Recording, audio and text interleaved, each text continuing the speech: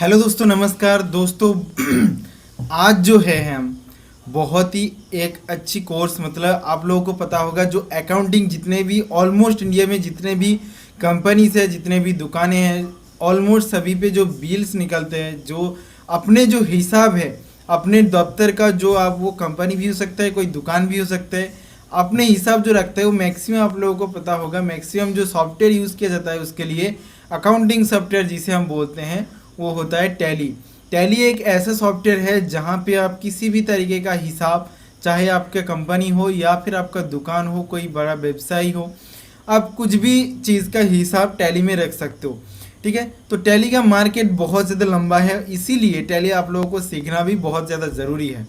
तो दोस्तों, आज से हम टैली का क्लास शुरू कर रहे हैं। तो अगर आप चैनल पे नए देख रहे हो तो चैनल को अभी के अभी सब्सक्राइब कर लो, ताकि इस तरीके का वीडियो, या फिर टैली एक ऐसा कोर्स है जो कि आपका बहुत ज़्यादा महंगा भी बहुत लोग कोर्स सेल करते हैं। तो आज हम लोग फ्री में आप लोगों को इस चैनल पे आपको सारे कोर्सेज टैली के फास्ट डेट से लेकर एडवांस लेकर तक सब कुछ इस वीडियो पे नहीं, इस चैनल पे आपको मिलेंगे। तो अभी सब्सक्राइब कर लो, ठीक है। तो अभी दोस्तों क्या है, टैली को सीखने के लिए, टैली का जो टैली सिर्फ नहीं, कोई भी अकाउंटिंग सॉफ्टवेयर या फिर अकाउंटिंग पार्ट सीखने के लिए आपको जो है अकाउंट्स को अच्छे से समझना होगा। ठीक है ना, आप स्क्रीन पे देख पा रहे हो अभी, तो ये जो है इस अकाउंट्स को आपको अच्छे से समझना होगा, तभी आपको जो टैली है, तो टैली का दोस्तों बहुत सारे वर्जन्स भी हैं। टैली ERP9, टैली 9, अभी जो नया नया आया है टैली प्राइम 2.1। ठीक है, तो हम जो है लेटेस्ट वर्जन सीखेंगे टैली प्राइम 2.1। ठीक है दोस्तों, तो चलिए ज़्यादा बात ना करते हैं, सीधे आपको समझाते हैं कि अकाउंट्स क्या होते हैं। ठीक है।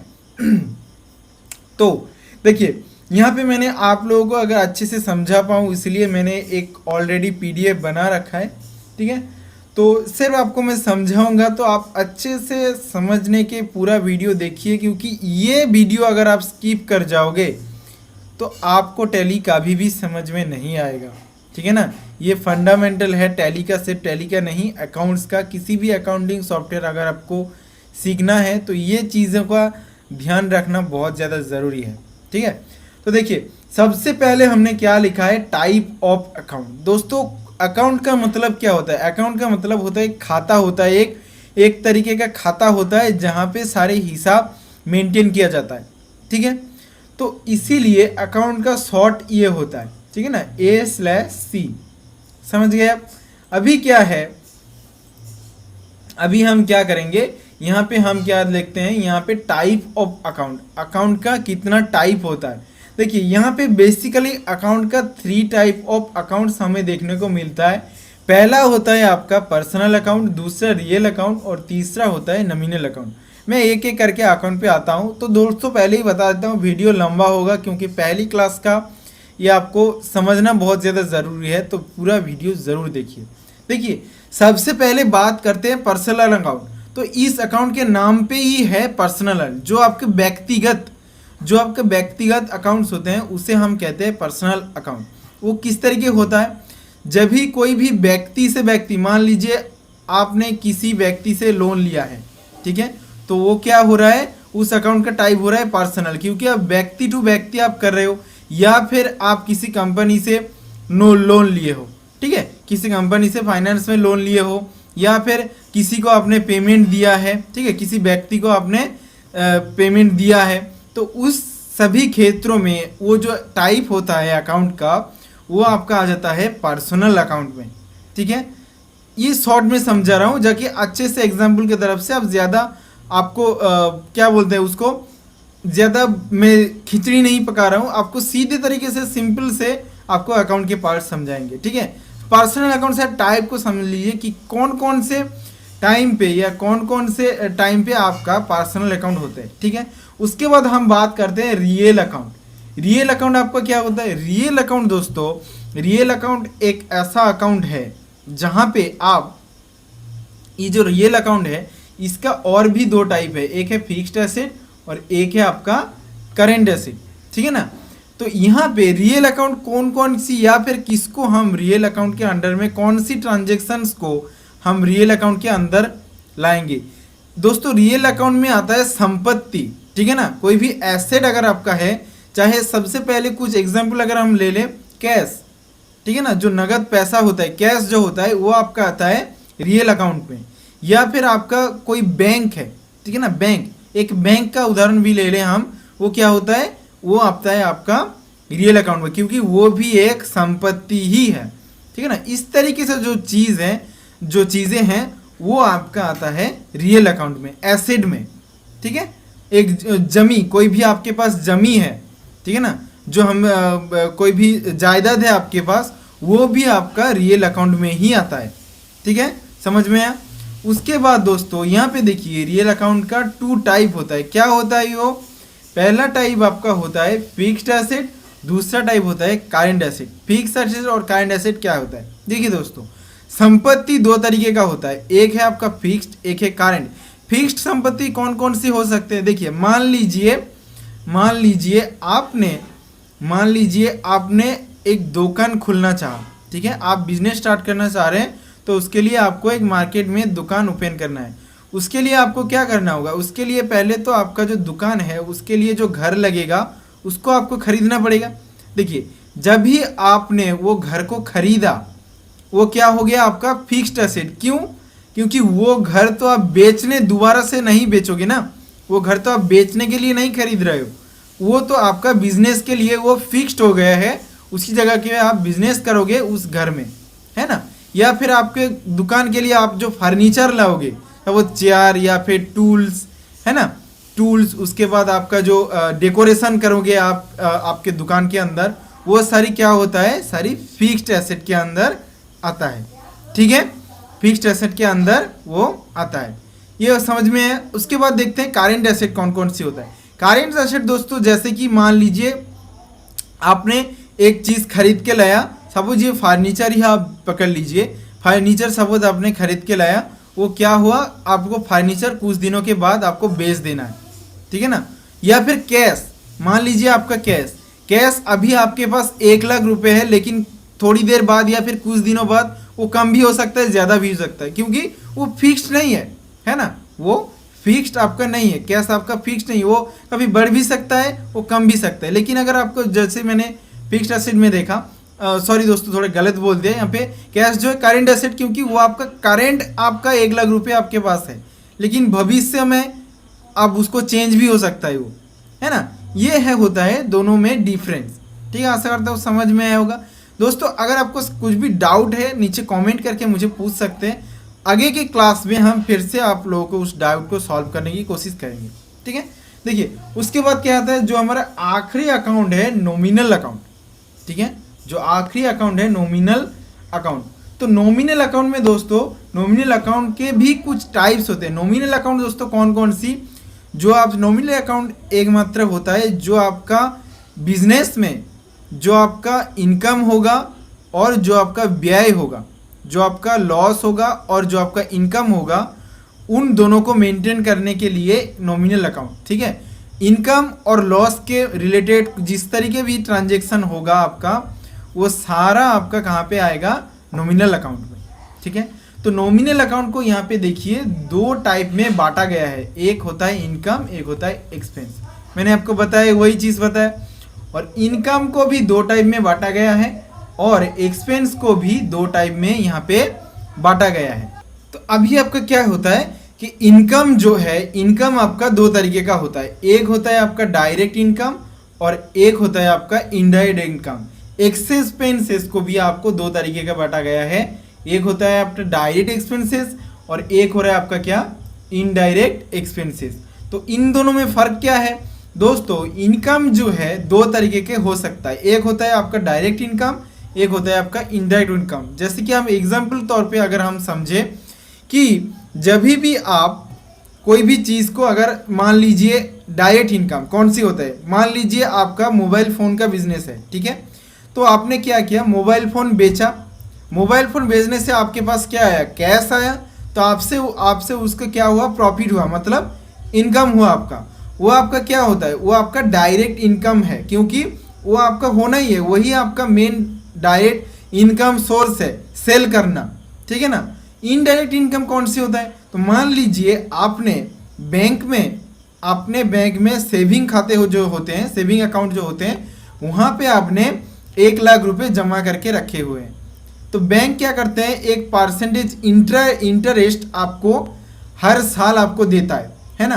तो वो जो इंटरेस्ट बैंक आपको दे रहा है वो क्या हो रहा है, आपका एक्स्ट्रा अर्निंग हो रहा है। आपका 1 लाख रुपए तो 1 लाख रुपए है, उसके ऊपर बैंक भी आपको इंटरेस्ट दे रहा है, मतलब वो आपका इनडायरेक्टली आपके पास वो पैसा आ रहा है, तो इसे हम बोलते हैं इनडायरेक्ट इनकम।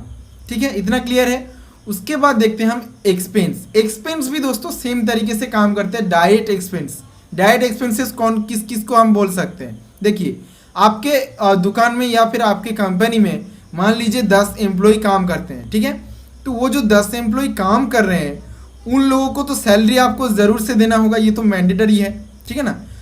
तो अगर उनको सैलरी देना मैंडेटरी है तो आपका वो क्या हो रहा है, एक्सपेंस हो रहा है, मतलब खर्चा हो रहा है, क्योंकि वो मैंडेटरी है, क्योंकि सैलरी देना तो मैंडेटरी है, वो आपको भी पता है, इसीलिए वो आपको देना ही है, इसीलिए वो होता है आपका डायरेक्ट एक्सपेंसेस, क्योंकि वो आपका बाध्य है अब उसको देने के लिए, है ना, वो आपका मैंडेटरी, आपको देना ही पड़ेगा। और इनडायरेक्ट में क्या होता है, आप दे भी सकते हो नहीं भी, जैसे कि मान लीजिए आपका किसी बिजनेस का आप ऐड चलाना चाह रहे हैं, आप किसी बिजनेस का ऐड चलाना चाह रहे हैं, आपका बिजनेस का आप ऐड चलाना चाह रहे हैं, वो जो ऐड है, ऐड के लिए खर्चा होगा, तो वो खर्चा में क्या होगा, वो आपका एक्स्ट्रा पैसा जा रहा है, ठीक है ना। ऐड से तो मेरे प्रोडक्ट में कोई असर नहीं पड़े, मेरा डायरेक्ट इनकम पे कोई असर नहीं पड़ रहा है, लेकिन आप चाह रहे हो आपका बिजनेस का और ग्रोथ हो, इसीलिए आप चाह रहे हैं कि आप एक इनडायरेक्ट एक्सपेंस से मतलब ऐड दोगे, तो उस ऐड के लिए जो खर्चा होगा वो आपका आ जाता है किसमें, इनडायरेक्ट एक्सपेंसेस में। और इसका अगर एग्जांपल हम धरें तो मान लीजिए आपने किसी आपके दुकान पे दो टाइप का मोबाइल आपका शॉर्ट है, तो आप किसी दूसरी जगह पे एक आपका एम्प्लॉय को भेजे हो कि आप वहाँ से लेके ये 2 फ़ोन लेके आ जाओ, तो वो एम्प्लॉय को आप भेजे हो 200 रुपये देके, जो ट्रैवलिंग करके वो जो ट्रैवल करके जाएगा उसके लिए। ये जो 200 रुपये आपने दिया ये कौन से अकाउंट में आता है, इनडायरेक्ट एक्सपेंसेस में, क्योंकि वो तो आपका एक्स्ट्रा खर्चा हो रहा है ना। उस आदमी को अगर आपके पास प्रोडक्ट पहले से होता तो आपको उन्हें देना नहीं पड़ता, लेकिन इसके आपको देना पड़ रहा है, तो इसीलिए आपका जो है खर्चा वो एक्स्ट्रा हो रहा है, इसीलिए वो होता है आपका इनडायरेक्ट एक्सपेंस।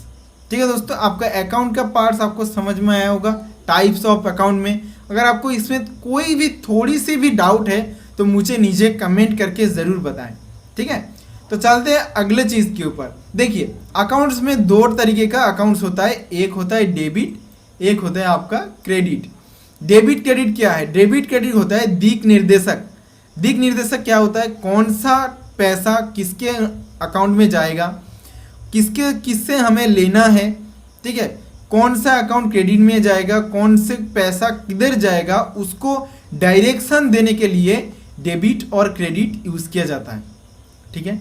तो हर एक अकाउंट जो हमारा मेन जो 3 अकाउंट है, मतलब real account, personal account, real account और नॉमिनल अकाउंट, इन तीनों का जो मेन है कुछ रूल्स हैं, तीनों का अलग अलग रूल्स हैं जिसको ये मेंटेन करके कोई भी अकाउंट में काम होता है, ठीक है।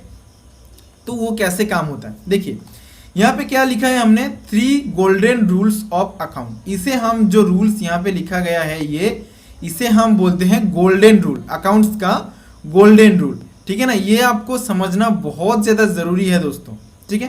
तो सबसे पहले देखते हैं पर्सनल अकाउंट का गोल्डन रूल हमें क्या कहता है। देखिए यहाँ पे क्या होता है पर्सनल अकाउंट में, देखिए यहाँ पे क्या लिखा है हमने, डेबिट और क्रेडिट। यहाँ पे क्या लिखा है, debit the receiver, credit the giver. इसका मतलब मैं आपको समझाता हूँ। देखिए पर्सनल अकाउंट किसी भी ट्रांजैक्शन का अगर उसका मतलब निकलता है कि उसका अंडर जो है वो पर्सनल अकाउंट है, तो अभी क्या होगा, तभी जो आपका डेबिट है, मतलब मान लीजिए पर्सनल अकाउंट, मान लीजिए आपको किसी ने पैसा दिया, ठीक है, आपको किसी ने पैसा दिया, तो आपने पैसा लिया और किसी ने आपको दिया। देखिए यहाँ पे क्या हो रहा है, डेबिट वो व्यक्ति होगा जिसने पैसा रिसीव किया है, मतलब आपने पैसा रिसीव किया है इसीलिए आप हो जाएंगे डेबिट, ठीक है। और क्रेडिट द गिवर, और जो व्यक्ति आपको पैसा दिया है वो हो जाएगा आपका गिवर, ठीक है ना। डेबिट होगा आपका रिवर, जिसको जो पैसा रिसीव कर रहा है वो हो गया आपका डेबिट, और जो पैसा दे रहा है वो होता है आपका क्रेडिट। ठीक है, ये हो गया आपका पहला पर्सनल अकाउंट का ये रूल होता है। रियल अकाउंट का हम देख लेते हैं, दोनों का ऑलमोस्ट सेम ही होता है। ठीक है, रियल अकाउंट में क्या होता है, डेबिट क्या लिखा है हमने, व्हाट्स कम इन, और क्रेडिट में व्हाट्स गोस आउट। मान लीजिए रियल अकाउंट पे हमारा, अगर हम एग्जांपल के तौर पे देखें कैश, ठीक है, कैश मान लीजिए आपको किसी ने पैसा दिया, मतलब क्या हो रहा है, आपके पास पैसा आ रहा है, मतलब आपका संपत्ति जो है, रियल अकाउंट आपको बोला था, हम लोगों ने समझाया था, समझे थे कि रियल अकाउंट जो है संपत्ति के ऊपर है। तो क्या हो रहा है, आपका अगर कोई पैसा दे रहा है तो आपका संपत्ति वो ऊपर उठ रहा है, मतलब आपका संपत्ति बढ़ रहा है। तो इसीलिए, क्योंकि जब भी पैसा आ रहा है आपके पास, व्हाट्स कम इन, क्योंकि आपके पास आ रहा है, इसीलिए वो जो है आपका क्या हो जाता है, कैश जो हो जाता है आपका डेबिट। ठीक है, डेबिट आपका हो जाता है। और जब भी आपका पैसा निकलेगा, ठीक है ना, मान लीजिए आपको किसी को पेमेंट करना है, किसी भी रीजन से हो सकते हैं, आपको पेमेंट करना है, जब भी आप, मतलब क्या हो रहा है, आपका पैसा जो है वो निकल जा रहा है, वो संपत्ति जो है आपका आपके हाथ से निकल जा रहा है, मतलब घट रहा है, तो उसके लिए आपको क्या है, उसके लिए आपको क्रेडिट। ठीक है, उसके लिए जब आपका पैसा आएगा उसके लिए डेबिट, और जिस व्यक्ति से आपका जो पैसा जब आपका निकल जाएगा आपका होगा क्रेडिट। ठीक है, क्लियर है।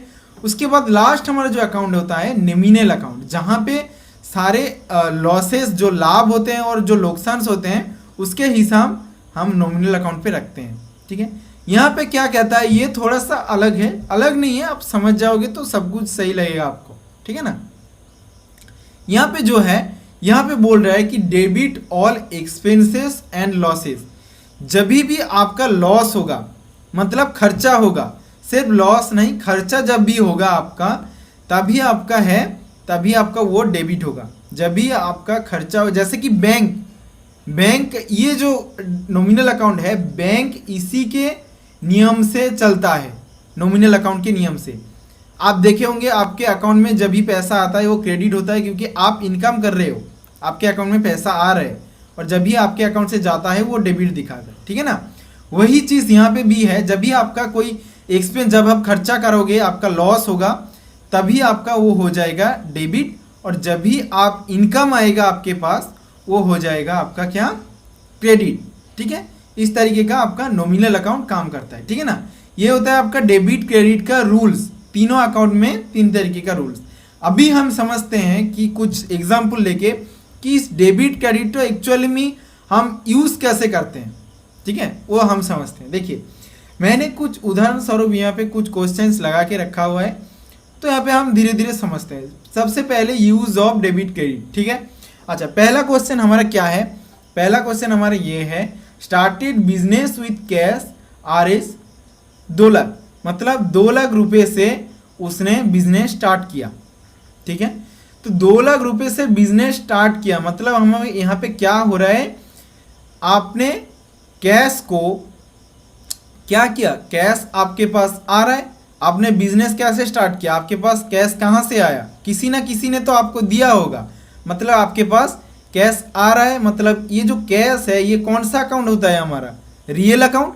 तो यहाँ पे कैश होता है आपका रियल अकाउंट, और जो बिजनेस होता है वो कौन सा अकाउंट होता है, वो भी आपका होता है रियल अकाउंट। ठीक है, वो भी आपका होता है रियल अकाउंट। तो कैश आ रहा है, कैश आ रहा है, इसीलिए हमने यहाँ पे डेबिट पे लिखा है कैश, क्योंकि हमारा रूल ही था यहाँ पे कि जब भी कैश आएगा हम क्या करेंगे, उसको डेबिट में लगाएंगे। ठीक है, यहाँ पे वही किया हुआ है। और बिजनेस हम स्टार्टअप कर रहे हैं, शुरू कर रहे हैं, तो इसीलिए वो बिजनेस हमारा चला गया कहाँ पे, बिजनेस हमारा चला गया क्रेडिट पे। ठीक है, और यहाँ पे आपको लिखना है डेबिट और क्रेडिट। 2 लाख रुपये कैश में डेबिट में लिखना है, क्योंकि डेबिट में 2 लाख रुपये आ रहा है कैश के रूप, और बिजनेस के लिए 2 लाख रुपये हम इन्वेस्ट कर रहे हैं। ठीक है ना, बिजनेस के लिए हम 2 लाख रुपये इन्वेस्ट कर रहे हैं। उसके बाद हम क्या आता है, उसके बाद सेकेंड आप लोग बताइए, पेमेंट फॉर फर्नीचर 10,000, फर्नीचर के लिए हमने 10,000 रुपये पेमेंट किया। यहाँ पे अकाउंट कौन कौन सा है ये पहले आपको फाइंड करना है। आप लोग सोचिए, नीचे कमेंट करके बताइए अभी के अभी। चलिए हम बता देते हैं। देखिए यहाँ पे दो अकाउंट यहाँ पे आपको मेंटेन करना है। एक होता है आपका ये फर्नीचर, ये आपका होता है एक अकाउंट, और ये आपका कैश जो 1000 रुपीज़ है। देखिए फर्नीचर कौन सा अकाउंट है, फर्नीचर हमने पहले सीखा था, ये फर्नीचर वही फर्नीचर है जो आपको बिजनेस के अरेंजमेंट के लिए चाहिए। तो ये आपका कौन होता है, आपका ये होता है आपका रियल अकाउंट, है ना। रियल अकाउंट में कौन सा, रियल अकाउंट में आपका फिक्स्ड एसेट, सही है ना, रियल अकाउंट में फिक्स्ड एसेट। और ये कैश तो ऑलरेडी करंट एसेट है ही रियल अकाउंट में। तो क्या हो रहा है, हम पेमेंट कर रहे हैं 10,000 रुपये, 10,000 रुपये हम पेमेंट कर रहे हैं। मतलब क्या हो रहा है, यहाँ पे जो है कैश हमारे हाथ से जा रहा है ना। हम 10,000 रुपये फर्नीचर के लिए पेमेंट कर रहे हैं, तो 10,000 रुपये हमारा पेमेंट जा रहा है, कैश निकल रहा है। मतलब जब भी हमारा कैश निकलेगा तो हमारा क्या होता है यहाँ पे, व्हाट गोज आउट, जब भी हमारा पैसा जाएगा तभी हम जो है कैश को यहाँ पे हम लिखेंगे क्या, यहाँ पे हम लिखेंगे कैश। क्रेडिट पे हो गया आपका कैश, और डेबिट पे आपका आ जाएगा यहाँ पे फर्नीचर, है ना। यहाँ पे डेबिट पे आ जाएगा आपका फर्नीचर। वही सेम चीज यहाँ पे लिखना है, यहाँ पे आपको डेबिट पे घर के लिखना है। यहाँ पे 10,000 मैं नहीं लिख रहा हूँ क्योंकि यहाँ पे ऐसा थोड़ा ऑड लग रहा है, और यहाँ पे भी आपको लिखना है 10,000, ठीक है ना। ये आपको ऐसे फिल कर लेना है। सिर्फ आपको ये वाला चीज़ अगर आपको दिमाग में आ गया तो आप टैली आसानी से कर सकते हो, बहुत ज़्यादा कुछ डिफिकल्ट नहीं है, ठीक है।